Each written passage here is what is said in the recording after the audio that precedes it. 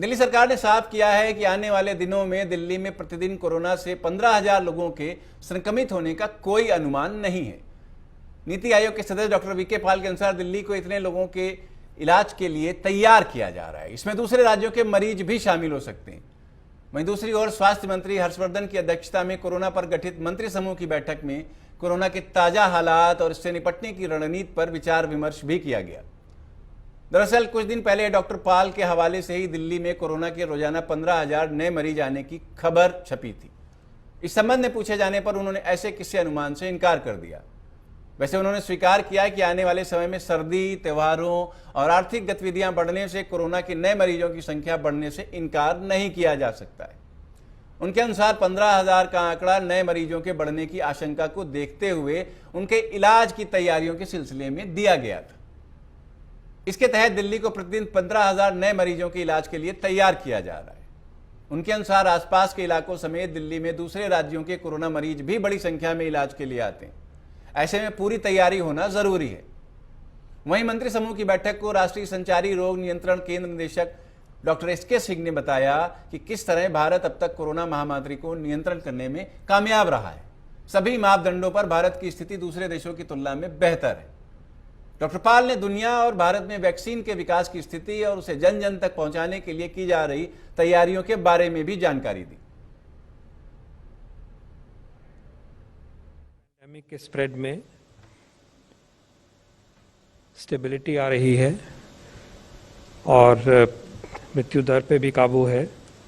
कुछ स्टेट्स में कंसर्न है, वो भी आपके साथ शेयर किया गया और ये भी हम सब की तरफ से मैसेज आ रहा है कि ये जो एक माहौल बन रहा है कि पैंडेमिक स्टेबलाइज हो, प्लेटू हो, उसके साथ साथ एक कंसर्न भी और वरी भी है कि ठंड के मौसम में हो सकता है कि हमारे ऊपर ये पैंडेमिक फिर बरसे, फिर बढ़ जाए और आउट ऑफ कंट्रोल होने की कोशिश करे। ये सोच इसलिए आती है क्योंकि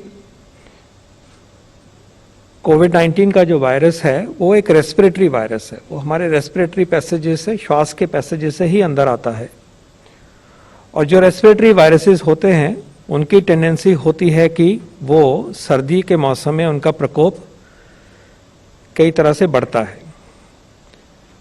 ये वायरस की टेंडेंसी बढ़ जाती है, इसका थ्राइव ज़्यादा करता है ठंड के मौसम में ये वायरसेस एज अ ग्रुप, और ये भी हम एज्यूम करते हैं कि वैसे ही बिहेव करेगा। नया वायरस है, हर एक चीज़ इसके बारे में नहीं मालूम और ठंड के मौसम में यह आम धारणा है कि बच्चों को निमोनिया हो जाता है, बच्चों को ठंड हो जाती है, जुकाम हो जाता है। जो इन्फ्लुएंजा की पैंडेमिक्स हुई हैं इंक्लूडिंग 1918 की जो भारत में भी हुई, तो विंटर के मौसम में बहुत बढ़ोतरी केसेस में हुई और शायद जो पहले वाली फेज थी उसकी पीक से भी ज़्यादा बढ़कर उसने तबाही मचाई। तो एक कॉमन सोच है कि विंटर में हमें और भी प्रिकॉशन लेनी चाहिए। ये सब कुछ जो संजोया गया है इस देश ने इकट्ठे होके, वो सब उसका नुकसान हो सकता है, वो सब हमसे छिन सकता है। और अगर आप नज़र डालें यूरोप में, यूएस में, तो ये होना भी शुरू हो गया है। हो सकता है उसके और भी फैक्टर हों, लेकिन क्लियरली एक चीज़ दिखाई देती है कि विंटर के आने के बाद बहुत सारे देशों में नए केसेस आए हैं और ये भी दिख रहा है कई कई जगह पे कि जो उनकी पीक है वो पुरानी पीक से कहीं ज़्यादा है। डेथ्स कम हो रही हैं शायद क्योंकि हेल्थ सिस्टम अब समझ गया है, लेकिन सेकेंड पीक्स आ रही हैं और लॉकडाउन्स भी हो रहे हैं कई देशों में, जैसा कि आपको मालूम है। तो हम इस सारे को नज़र में रखते हुए असावधान नहीं हो सकते और ज़्यादा तैयारी, हर तरफ से तैयारी इसकी होनी चाहिए और उसको एक मेन मुद्दे पे हम आ रहे हैं कि बचाव कैसे करें। और दूसरा एक और भी संदर्भ है कि ये त्योहारों का सीज़न है, हर धर्म के त्यौहार इसमें आ रहे हैं, हर प्रदेश के त्यौहार इन महीनों में आते हैं। जब त्यौहार आते हैं हम इकट्ठे होते हैं, हम एक दूसरे से मिलते हैं और यही बातें जो हम करते हैं ये वायरस को भी अच्छी लगती हैं। जब हम इकट्ठे होते हैं तो वायरस से एक से दूसरे, दूसरे से 4, 4 से 8 और 8 से 16 तो वही जो चीजें हमें अच्छी लगती हैं इस पीरियड में, उसका फायदा वायरस उठा के एक सिचुएशन पैदा ऐसी कर सकते हैं कि जिसमें कि इकट्ठ होने वाले जो इवेंट हैं हमारे, वो सुपर स्प्रेडर इवेंट्स बन सकते हैं कि बहुत सारे लोगों का नुकसान हो जाए।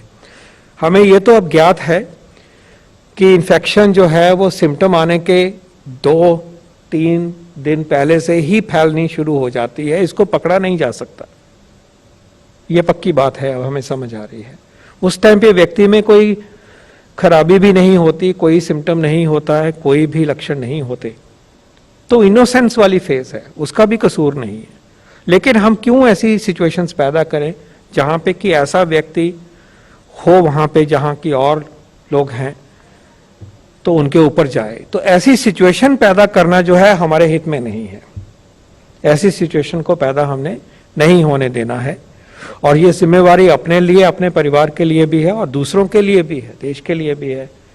और इन दोनों को ही पर्टिकुलरली मुद्दे सामने रखते हुए माननीय प्रधानमंत्री जी के आदेशों के मुताबिक, उनकी गाइडेंस के मुताबिक एक जो जन आंदोलन की शुरुआत हुई है 8 अक्टूबर को, उनका आज खरे साहब ने हमें डिटेल में समझाया।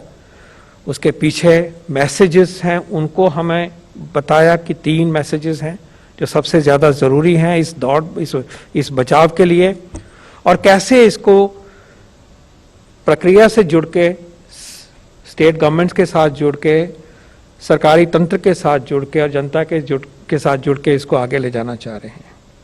लेकिन मैसेजेस बताए जा सकते हैं, उनको विदित किया जा सकता है, दिखाया जा सकता है, लेकिन असली तो फर्क तब है कि जब ये बदलाव आएगा, आदत का बदलाव, बिहेवियर में चेंज आएगी, अनुसरण उसके हिसाब से होगा।